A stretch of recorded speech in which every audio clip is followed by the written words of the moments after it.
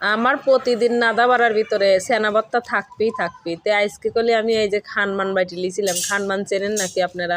ওই যে কচুর মতো যেটা হচ্ছে জঙ্গলে হয় ওইতে কিনে লিয়ে আইছিলাম। তো এই যে সেই সুন্দর করে একেবারে পাটায় বাইটি লিছিলাম, একেবারে পেঁয়াজ রসুন আর হচ্ছে কাঁচামরিচ বেশি করে দিয়ে একেবারে কি কব, আমার কাছে যদি এই সেনা হয় বিশ্বাস করেন এই ভর্তা পাটায় বাটা এত স্বাদ লাগে, আমি পেট ভরে ভাত খেতে পারি, সত্যিকার কথা সেই স্বাদ লাগে।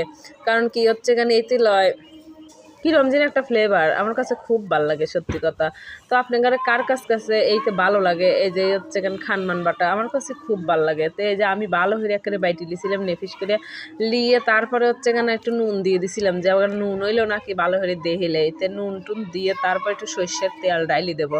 তো বেশি দেই নেই, ওর তেল দিয়ে ভাজিছি তো তেল বেশি হয়ে যায়নি, তারপরেও তো খাতি যে স্বাদ লাগা লাগছিল কি আর কব।